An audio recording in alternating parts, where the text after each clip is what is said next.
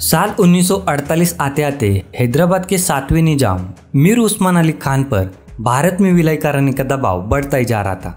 जूनागढ़ और कश्मीर पहले ही अपनी रियासत का विलय भारत में कर चुकी थी। अब बची थी सिर्फ हैदराबाद रियासत। निजाम और उसका वित्त मंत्री मोइन नवाज जंग ये समझ चुके थे कि अब किसी भी वक्त हैदराबाद रियासत का विलय भारत में हो सकता है। इसी के चलते उस वित्त मंत्री ने एक बड़ी रकम भारत के बाहर इंग्लैंड के एक बैंक अकाउंट में ट्रांसफर करवा दी।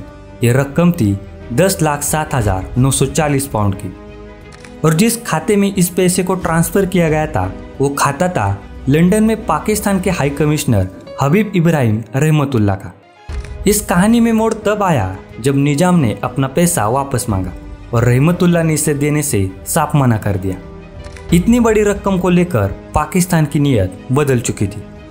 इस पैसे को लेकर पिछले 71 सालों से भारत सरकार निजाम के वंशजों और पाकिस्तान के बीच अनबन चल रही और इसी दौरान पैसे पर बैंक का ब्याज बढ़ता ही जा रहा है और आज जिसकी कीमत है 350 लाख पाउंड। लेकिन वो क्या कारण थे जो निजाम के वित्त मंत्री ने इतनी बड़ी रकम पाकिस्तान के हाई कमिश्नर के खाते में रखवा दी और कैसे दुनिया के सबसे अमीर व्यक्ति रहे निजाम के वंशज इस रकम को पाने की कोशिश कर रहे हैं। क्या है इसके पीछे की पूरी कहानी, ये जानेंगे इस वीडियो के माध्यम से। नमस्कार दोस्तों, स्वागत है आपका हिस्टोरिया चैनल पर।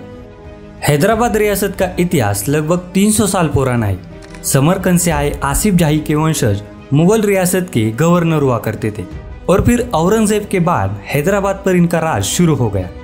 मीर उस्मान अली खान इसी रियासत के 7वें निजाम थे जिन्होंने साल 1911 में हैदराबाद रियासत की बागडोर संभाली।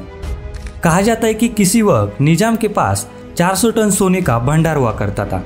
उनकी इसी अपार संपत्ति के चलते साल 1937 में टाइम मैगजीन ने उन्हें दुनिया का सबसे अमीर शख्स घोषित कर दिया था। 1940 में निजाम की संपत्ति लगभग 13 लाख करोड़ रुपयों के आसपास की थी। साल 1947 आते आते हैदराबाद काफी आगे बढ़ चुका था। उसके पास अपनी रेलवे लाइन थी, अपनी सड़क, अपनी करेंसी, यहाँ तक कि अपनी एयरलाइंस भी थी। इस एयरलाइंस का नाम था डेक्कन एयरलाइंस, जिसे निजाम ने टाटा एयरलाइंस के साथ मिलकर खोला था, जिसे साल 1953 में भारत सरकार ने एयर कॉरपोरेशन एक्ट के तहत इंडियन एयरलाइंस में मिला दिया था।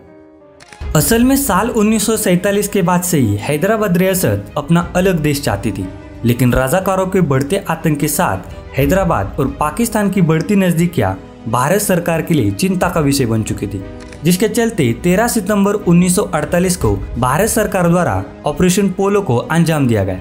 इस ऑपरेशन के तहत 17 सितंबर 1948 को हैदराबाद रियासत ने भारत के आगे घुटने टेक दिए। बस इसी दौरान वो रहस्यमय पैसा पाकिस्तान के हाई कमिश्नर रहमतुल्लाह के रॉयल बैंक ऑफ स्कॉटलैंड के खाते में जमा करवाया गया। इस पैसे को लेकर 3 कहानियां सुनाई जाती है। पहली कहानी के मुताबिक निजाम के वित्त मंत्री ने पैसा पाकिस्तान के भविष्य के लिए पाकिस्तान के हाई कमिश्नर रहमतुल्लाह के खाते में जमा करवाया था। दूसरी कहानी यह है कि इस पैसे से निजाम ने अपने सैनिकों के लिए बंदूकें खरीदी की थी ताकि वो भारत सरकार के हमले का जवाब दे सके।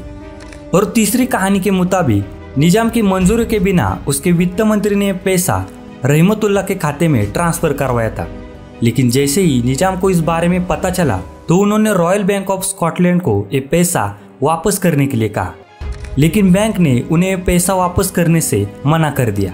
बैंक का ये तर्क था कि ये पैसा निजाम के राजकोष से उनके बैंक में ट्रांसफर किया गया है, न कि निजाम के पर्सनल अकाउंट से। इस पैसे को वापस पाने के लिए निजाम ने पाकिस्तान के साथ कानूनन जंग छेड़ दी। उन्होंने यूके हाई कोर्ट में एक केस दर्ज किया, लेकिन वहाँ फैसला पाकिस्तान के हक में हुआ, जिसके चलते निजाम को कोर्ट ऑफ अपील में जाना पड़ा, जहां पर निजाम की जीत हुई। लेकिन पाकिस्तान पैसे के लिए किसी भी हद तक जाने के लिए तैयार था। पाकिस्तान ने यूके के हाउस ऑफ लॉर्ड में इस मामले को खींचा, जहां पर कोर्ट ने फैसला आने तक केस को सीज कर दिया और निजाम की जीते जी इस केस का फैसला कभी नहीं हो पाया। मरने से पहले निजाम ने अपने पोते मुकर्रम जहां को अपनी संपत्ति का उत्तराधिकारी बनाया और 50 के करीब ट्रस्ट बनाए ताकि निजाम वंश के भविष्य को संवारा जा सके। लेकिन निजाम ने यूके में पड़े धन के लिए कोई भी ट्रस्ट नहीं बनवाया और आज तक ये कोई नहीं साबित कर पाया कि ये पैसा हैदराबाद रियासत के राजकोष से ट्रांसफर किया गया था या फिर निजाम के पर्सनल अकाउंट से। 24 फरवरी 1967 को 7वें निजाम के इस दुनिया के चले जाने के बाद उनके पोते मीर बरकत अली खान को 8वां निजाम घोषित किया गया। लेकिन तब तक हैदराबाद रियासत का बुरा वक्त शुरू हो गया था। कमाई के साधन खत्म हो चले थे और खर्चे आसमान छू रहे थे। 7वें निजाम के मरने तक उनके पास 14,000 नौकरों की फौज थी और इतने लोगों की तनख्वाह के लिए निजाम को अपना बेशकीमती सामान भी बेचना पड़ा था। 1967 में छपी एक रिपोर्ट के अनुसार निजाम के पास 5,000 नौकर ऐसे थे जो महज कागजों पर थे। लेकिन 8वें निजाम ने अपने ताजपोशी से पहले ही 6,000 नौकरों की छटनी कर दी थी। इसके पीछे 8वें निजाम ने कारण बताया था कि उनके दादा की मृत्यु के बाद भारत सरकार ने उनको मिलने वाली पेंशन 50 लाख रुपए से कम करके 20 लाख रुपए कर दिए, जिसके कारण वो इतना बड़ा खर्च नहीं उठा सकते। यहाँ तक कि जब निजाम ने गद्दी संभाली तो उनके गैराज में 56 बेशकीमती कारें थी, लेकिन उनमें से महज 4 ही कारें चलती थी। उसके बाद इंदिरा गांधी सरकार ने 1972 में प्रीवी पर्स की सुविधा खत्म कर दी और राजाओं को मिलने वाली पेंशनों पर रोक लगा दी। मुकर्रम जहां पर धीरे धीरे करों का बोझा बढ़ता गया, जिसे खत्म करने के लिए उन्हें अपनी संपत्ति तक को बेचना पड़ा।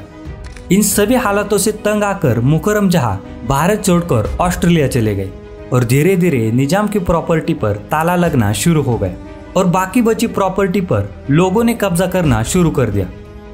दूसरी तरफ निजाम के रिश्तेदारों ने भी उस प्रॉपर्टी में हिस्सेदारी जताना शुरू कर दिया था। साल 1994 तक मुकर्रम जहां और उनकी बुआ की बेटी फातिमा फौजिया में संपत्ति को लेकर कानूनी जंग शुरू हो गई। लेकिन निजाम के वंशजों के पास अभी भी एक चीज बाकी थी और वो थे निजाम के हजारों करोड़ों रुपए के आभूषण। ये आभूषण Hong Kong and Shanghai bank of Bombay में रखे गए थे। साल 1995 में भारत सरकार ने इन आभूषणों में से 173 आभूषणों को भारत सरकार की धरोहर के तौर पर 218 करोड़ रुपए में खरीद लिया।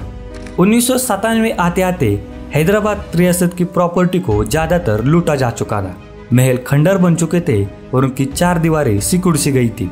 शाही परिवार की शान शौकत अब धीरे धीरे खत्म हो चली थी। आज की घड़ी में इस शाही परिवार की अगली पीढ़ियां अपने लिए अलग अलग रास्ते तलाश रही है। दोस्तों, आपको यह हमारी वीडियो कैसी लगी हमें कमेंट करके जरूर बताएं। वीडियो अच्छी लगी हो तो वीडियो को लाइक करें, हमारे चैनल को सब्सक्राइब करें और अपने दोस्तों को शेयर करना ना भूलें।